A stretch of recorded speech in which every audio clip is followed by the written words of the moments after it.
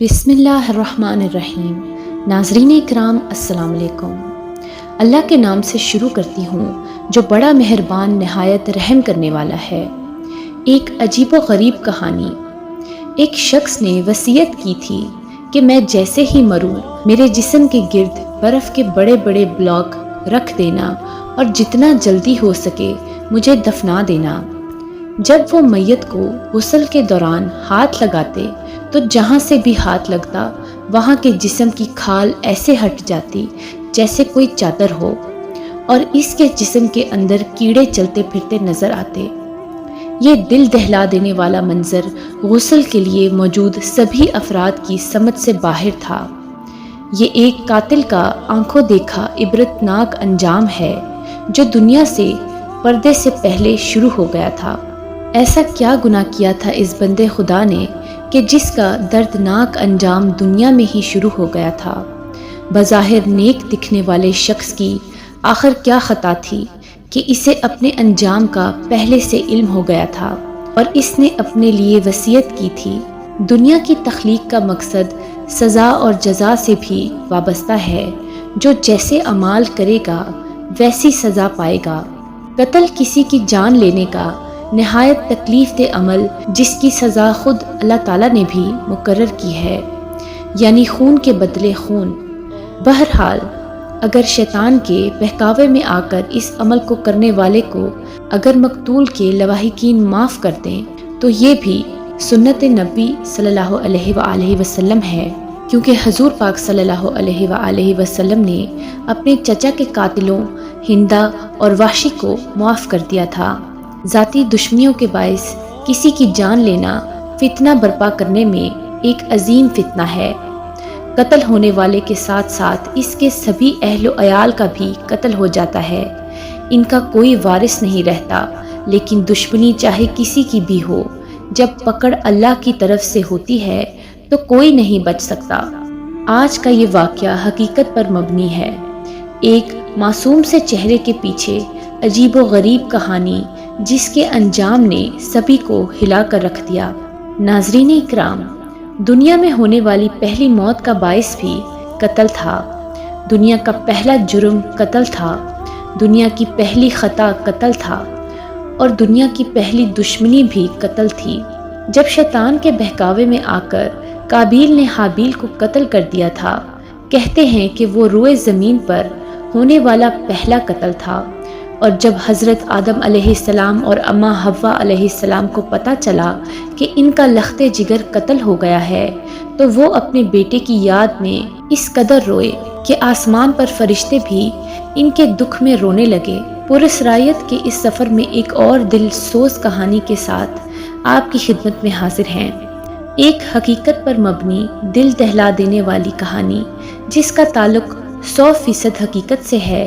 یہ واقعہ آج سے تقریباً 50 سال پہلے کا ہے۔ یہ واقعہ پاکستان آزاد ہونے سے کچھ سال بعد کا ہے، جب لاہور کے ایک علاقے میں ایک شخص رہائش پذیر ہوا۔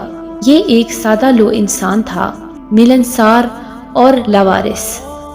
کہنے کو وہ مسجد کے مسافر کی حیثیت سے علاقے کی مسجد میں کچھ دن قیام کے لیے آیا تھا۔ وہ نماز پنجگانہ کا پابند تھا۔ وہ سب سے خوش اخلاقی سے پیش آیا کرتا۔ اس نے اپنے بارے میں بتا رکھا تھا کہ اس کا اس دنیا میں کوئی نہیں ہے، نہ ماں باپ حیات ہیں، نہ بیوی بچے ہیں، لہٰذا اس کا کہنا تھا کہ اس کا کوئی خاندان ہے ہی نہیں، بس یوں ہی ایک مسجد سے دوسری مسجد میں رہتا ہوں۔ وہ ایک معمولی سی نوکری کرتا تھا کہ جس سے اس کا گزر بسر ہو جایا کرتا۔ زندگی معمول پر چل رہی تھی، اور اس علاقے میں رہتے ہوئے اب اسے کافی سال گزر چکے تھے۔ اب اس نے اپنی رہائش کے لیے ایک مکان وہاں کرائے پر لے لیا تھا۔ بڑھتی عمر کے ساتھ ساتھ وہ بیچارہ بیمار رہنے لگا۔ پھر ایک دن اس کی موت ہو گئی۔ موت کیا تھی؟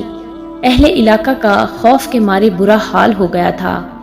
اچانک اس آدمی کا انتقال ہو گیا۔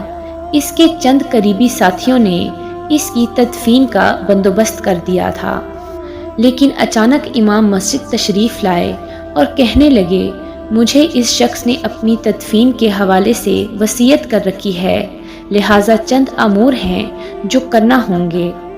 مولوی صاحب کے کہنے کے مطابق برف کے بڑے بڑے بلاک منگوا کر اس شخص کی میت کے چاروں طرف رکھ دیے گئے۔